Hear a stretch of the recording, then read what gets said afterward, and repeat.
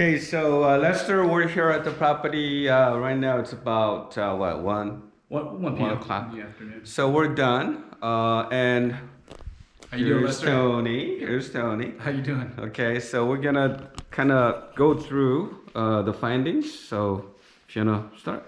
Okay, so one of the first things, first of all, the house is it's a nice structure.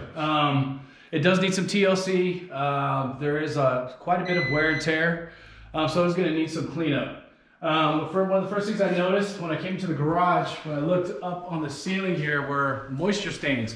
Now, at first glance, they appeared to be wet. I did find what appears to be the onset of possible mold growth. I am not a mold inspector, but that does look like there's some concern there. Discoloration. The discoloration, yeah. And then we have this all could possibly be coming from a roof leak. We do have some minor water damage over here on the roof deck, and some paint peel as we look up here. What I did was I put a drone in the air to take some aerial shots of the roof tiles themselves. So when I get back to my desk, I will review them, get a closer look, zoom in, and I will concentrate not only on this area, but on the entire roof. But I definitely want to take a look at this area, get a closer look to see what's going on. I did find some moisture stains also inside the attic space around the chimney, and that could be an indication. It's a likely indication of an active roof leak. I did take photos that will be in the report also, and that could be likely due to improperly installed flashing material around the chimney base itself. So I will go ahead and include a narrative inside the report describing that and detailing who to contact for further assistance. Let's see, the water flow in the house was very strong. So what I did was I put a water pressure gauge on the hose bib out front to check the water pressure coming in. The water pressure was excessively high. I did have a water pressure reading of 100 PSI. And when I ran the sprinklers out in the front yard, I did see excessive water flow coming out of the sprinklers. Point being inside the front north planter, the sprinkler was flooding the entire planter within a matter of 30 seconds. So that would be one of the case in points. And there's another sprinkler head at the front entry that's damaged. And when I turned the sprinklers on, I just had a water fountain. So there was another one over here. Yeah, so you can see the soil stain here. Okay. And this is the sprinkler head that was just spraying a ton of water. It looks like they put it looks like a drip irrigation system, and drip system. It's just a defective sprinkler head. Right. Well, sprinkler heads, it's not a big deal. Not a big deal. Simple fix, minor stuff. Right. Getting back to the water heater area and the mold concern, the mold-like substance concern, I did find some more of that same substance underneath the water heater due to a leaky water heater. So the water heater needs to be replaced. It is leaking currently. These are wet stains here, all the way around back, and there's some possible mold growth on the rear sidewall back here. So termite was here also. We discussed it. He is going to call that out in his report. I am going to recommend a possible, based on what he says, if he says he can't take care of it, a possible mold remediation company to come out here and have this safely removed, given the fact that we have this concern here and what's going on in the ceiling above. But then again, you mentioned about not being under 3 feet diameter. Right. Might not have to get the we might not have to remediator involved. Usually mold remediation, when it comes to getting a mold remediation company involved, the affected location has to be wider than 3 feet in diameter. It looks like we're at about 2.5 feet, but we do have some on the back wall here also. Mm-hmm. So once we remove this platform, I don't know how bad the damage is underneath once it's removed. So we'll just let termite take care of it and then go from there. So did we have a hot water? We did have hot water, but the water heater's leaking. It's leaking. So it calls for a complete replacement. So it is leaking. It is leaking. Okay. Yeah, there was water flowing out. So active leaking out. Yeah, it needs to be replaced. Okay. Okay. All right, gotcha. But hot water did run out quickly, and I came down here to figure out what was going on, and that's what I found. All right. Okay.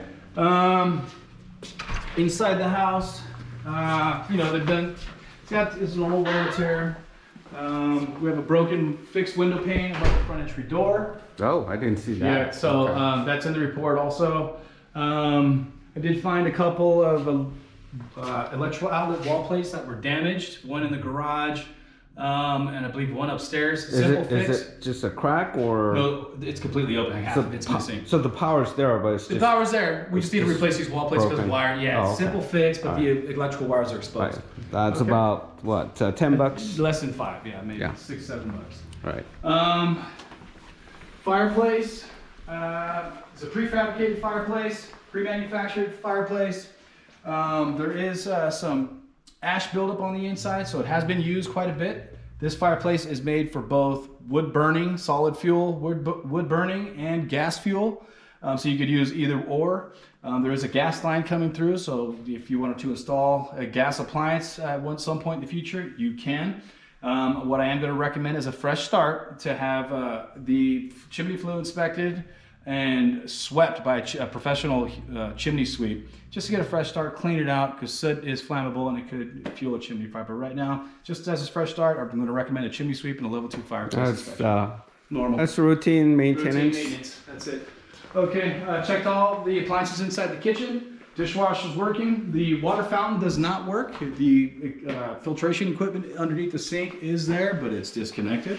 So the system is here, but I would want to change this anyways. Yeah, I would change it. It looks old. Right. The water faucet's also loose. All the components, I've replaced this too. At some point, it does work. It is functional. I did have hot water. So here. many times there's a weight holding this at the bottom.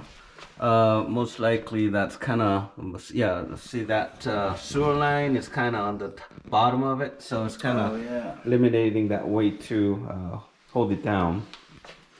Okay, so check the gas stove. Gas stove, all the burners fired up. Gas oven's working just fine.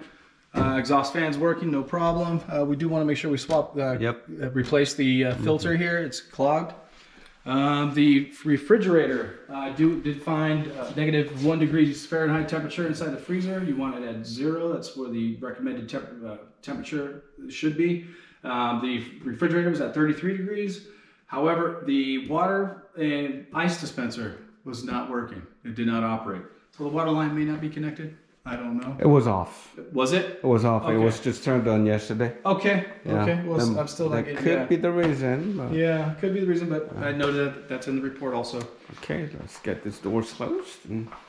Check both the central heating and air conditioning systems. They did work just fine. The air filter up, the air return filter in the upper floor ceiling. That was missing. It's in there. It's just not correctly sized. Oh, really? Right. Okay. So there's a lot of dirt that had heavy dirt buildup on the grill itself. So I'm going to recommend it, and I do see some, because the filter is incorrectly sized.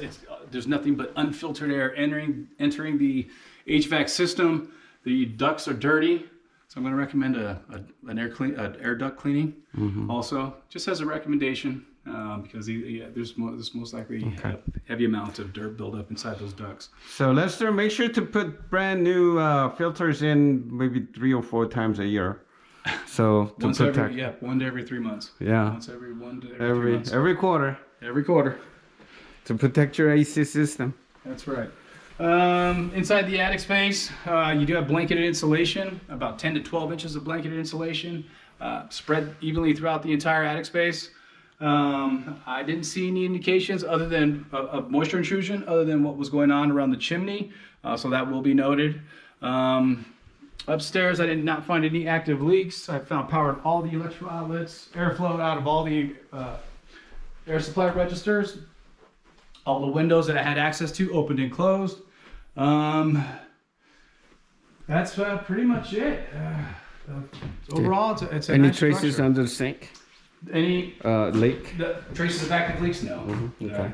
None All at right. all. Okay. Good. Okay. Good. If you have any questions or concerns, feel free to give me a call. You should have your report within 48 hours. I appreciate your business, Lester.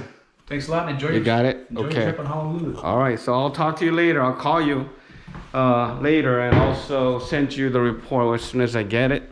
Did you get this email address? I did. You did? Yeah. Okay. So Tony will be sending you the report as well. So let's talk about it when we get it. Hey, have a nice day. Talk to you later.